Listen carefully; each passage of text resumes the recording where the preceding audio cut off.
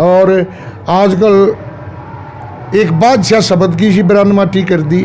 आजकल कोई हो 5-5 7-7 सरया के काम से वो इकट्ठे हुए हैं और मैंने यो हरियाणा केसरी का खिताब दे दिया और भारत केसरी का खिताब दे दिया।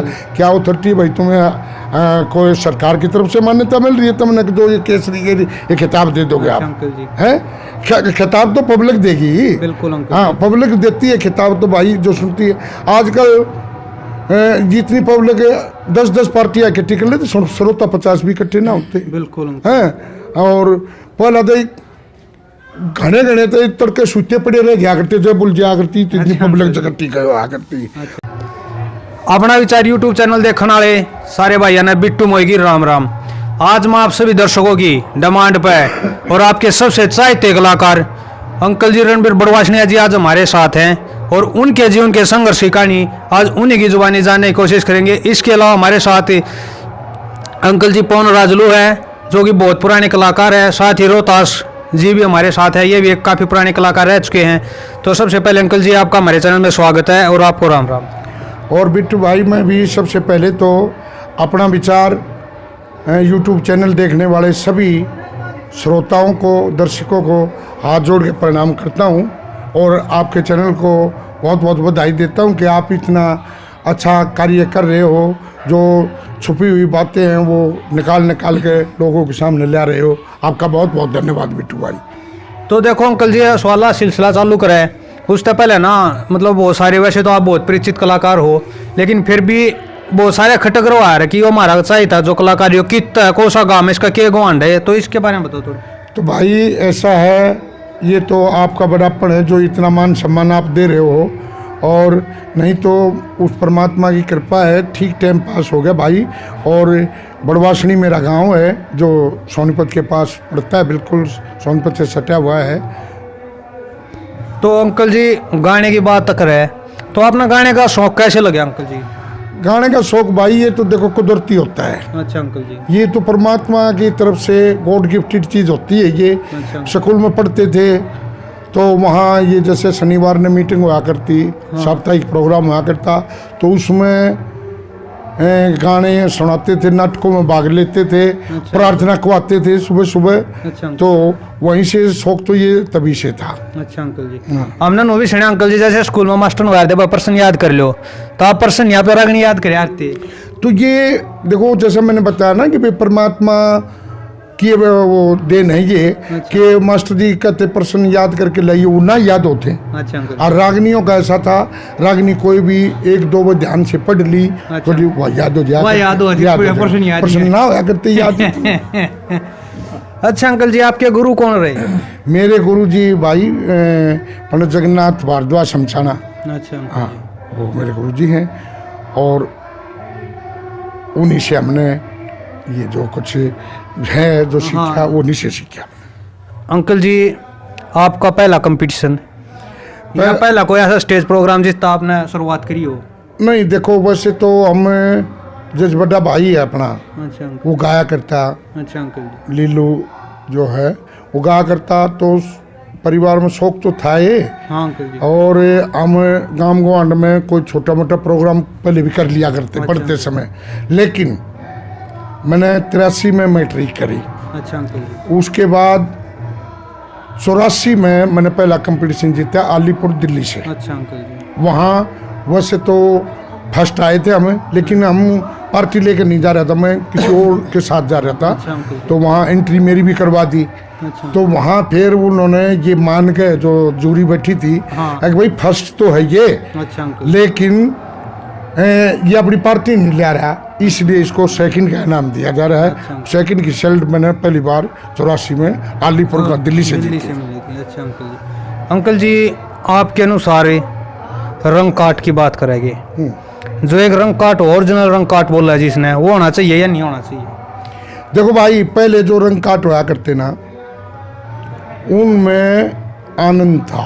अच्छा अंकल। गाने भी ऐसे सोच समझ के लिया करते, जो पुराने गाने थे उन्हीं पर करते थे रंग काट। हाँ। फिल्मी गाने वो उनकी भी रागनी ही गाई जाया करती। हाँ। आनंद आया करता। अच्छा। और रंग काट पहले क्या होता था कि जज बैठा करते। अच्छा अंकल। 3 जज बैठाया करते जो जानकार होया करते इस चीज़ के संस्कृति के बारे में जाना करते, अच्छा उनको बैठाया करते, वो फैसला दिया करते। अच्छा। वो अपनी तरफ से रंग भी दिया करते, भाई इन रंगों पर गाओ आप। अच्छा, रंग भी वे दिया। हाँ, रंग दिया करते वो। अच्छा। और फिर ऐसा भी हो गया कि अपनी तरफ से भी नया गाना कोई आ गया तो मैंने कलाकारों की थी अपने तैयार करते थे। अच्छा। भाई ये रंग इस पे होगा। अच्छा। और न्यू ध्यान रहा, न्यू आपस में ये रहा करता भाई वो फलाना का दइयो तैयार कर ले तो ये तैयार कर ले। अच्छा। ये गाते थे। और आजकल कोई स्वाद नहीं रह रहा। अच्छा अंकल। ना तो पहली बात तो नए बच्चे शौक ही नहीं रहा। हाँ, आजकल रागनिया को तो उठ पटांग बातें पता नहीं क्या सुनते रहते हैं, अपनी संस्कृति को भूलते जा रहे हैं। और आजकल एक बादशाह शब्द की ही बरान माटी कर दी। आजकल कोई हो 5-5 7-7 सर आगे काम से वो इकट्ठे हुए हैं। अच्छा। और मैंने यो हरियाणा केसरी का खिताब दे दिया और भारत केसरी का खिताब दे दिया। क्या अथॉरिटी भाई तुम्हें कोई सरकार की तरफ से मान्यता मिल रही है तुमने जो ये केसरी के ये खिताब दे दोगे आप? अंकल जी हैं खिताब तो पब्लिक देगी। बिल्कुल अंकल। हाँ, पब्लिक देती है खिताब तो भाई जो सुनती है। आजकल जितनी पब्लिक 10-10 पार्टियाँ इकट्ठी कर लेती, श्रोता 50 भी इकट्ठे ना होते बिल्कुल अंकल। हैं। और पहला तो घने घने तो तड़के सूते पड़े रह गया करते जो बुल जाया करती तो इतनी पब्लिक इकट्ठी आ करती। अच्छा। और आजकल तो भाई ये सरकाट का बादशाह, यो भाई रंग काट का बादशाह है। अब मैं तो एक ही बात कहूँगा भाई, देखो गाना सुनना चाहिए। हाँ। ले सुर देखना चाहिए। बिल्कुल। आवाज़ तो किसी की थोड़ी भी हो सकती है। बिल्कुल अंकल। उससे क्या फैसला होगा? बिल्कुल अंकल जी। क्या फैसला होगा? ये कई कहते और फिर कोई कुछ कह दो भाई यार कोई ठिकारी देनी है। हाँ, बना दे। अच्छा अंकल जी, जैसे आपने कहा कि आपके टाइम पर जज हुआ करती है। हाँ। तो अंकल जी देखो कहीं बाप के साथ ऐसा है, मान लिया क्षेत्रवाद है या फिर भाई अंकल जी जातिवाद है, ऐसा कहीं हुआ कुछ फैसला गलत कि किसी ने अपने क्षेत्रवाद के उस तली दूसरे कलाकार तक बढ़ा दे दिया या कुछ इस तरह का कभी वो देखने को मिला अंकल जी? बहुत कम था पहले। अच्छा अंकल जी। अब तो जातिवाद का जहर इतना घोल दिया इस संस्कृति में, इससे बचा हुआ था ये जो ये हमारा काम था, ये जातिवाद से बचा हुआ बिल्कुल था। अंकल जी। इसमें तो ऐसा था कोई भी कलाकार होता अच्छा होता ना, हर कलाकार के अपने अपने फैन होते थे। हाँ हर कलाकार के फैन होते थे। वो जो वो गाता था उसमें दूसरा अच्छा ही नहीं लगा करता। बिल्कुल। ठीक है। और कम था जातिवाद। क्या हो गया, कोई का करया करता तो उसको और पब्लिक धमका दिया था, नहीं भाई नहीं होगा। अच्छा। सुनने वाले श्रोता नकार दिया करते।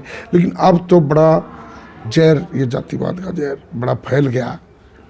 क्षेत्रवाद है ये कसूता जहर पड़ रहा है। अच्छा। मैं तो हाथ जोड़ के कई बनियों को, अरे मेरे भाइयों ये तो एक मनोरंजन का साधन, इसने तो बकस दो। बिल्कुल अंकल। अंकल जी देखो एक लिल्लू आपका भाई अंकल जी। हाँ हाँ। तो दर्शक ने जानना चाहा कि लिल्लू का आपके गायन के क्षेत्र में कितना योगदान है, क्योंकि ऐसा माना जाता है कि वो हरदम ही आपके साथ रहते हैं। देखो भाई, बड़ा है, एक बाप के समान है, वो आशीर्वाद उसका हमेशा हमारे साथ रहा है और जहाँ भी प्रोग्राम होता है हमारे साथ रहता है। और परमात्मा ने उसको आवाज़ ऐसी दी है, अब तक वो 70-72 साल का हो रहा है, लेकिन आवाज़ अब भी उसकी नहीं। हमारी आवाज़ में फ़र्क पड़ जाएगा। अच्छा। लेकिन उसकी आवाज़ में फ़र्क नहीं पड़ता। तो उसका बड़ा भारी योगदान रहा, बड़ा आशीर्वाद रहा है उसका हमारे साथ। अंकल जी आपने बहुत सारे कंपटीशन बगैर माइक के भी करे और माइक के साथ भी करे, जोर क्वेश्चन लग गया ज़्यादा और किस में मजा बत्ती आ है? देखो भाई, ये तो समय समय की बात है। हाँ। ये अब चले माइक तो अब गाने लग गए ना, तो पहले तो गाना ही बगैर माइक का हुआ करता। अच्छा, हमने वो देखा है यूपी में खेकड़ा गांव है, वहाँ 3 दिन के कंपटीशन हुआ करता दूसरे पे। वहाँ ऐसा था कि वो बगैर माइक के गाना सुनते थे, लाखों की संख्या में श्रोता आते थे वहाँ। अच्छा अंकल जी। लेकिन बगैर माइक के सुनते थे, लेकिन वो श्रोता इतने बढ़िया थे कि जब गाने वाला शुरू करता था ना, सांस की भी आवाज़ नहीं आने देते थे। वो मैंने भी देखी थी ऐसी वीडियो। ऐसा सुनते थे वो और बड़ा आनंद लिया करते। और फिर उस समय ये कई बड़े बुजुर्ग कह देते ना, अगर बोला फलाने की इतनी आवाज़ थी भाई, 3 कोस पर 4 कोस पर सुना करती को आंड मगा, तब ना उसका एक कारण था। क्या कारण? आवाज़ तो आज भी कलाकारों को बहुत है। अच्छा अंकल जी। उस समय ध्वनि प्रदूषण बहुत कम था। हाँ। अब ये ध्वनि प्रदूषण इतना बढ़ चुका है कि वो नहीं, माइकों की आवाज़ नहीं जा पाती, सुन पाते। और नहीं तो बगैर के माइक का गाना गाया हमने तो भाई। और हरियाणा का गाना सबसे अच्छा और सबसे सस्ता। अच्छा अंकल जी। हरियाणवी संस्कृति, हरियाणवी गाना है, सबसे अच्छा है और सस्ता है।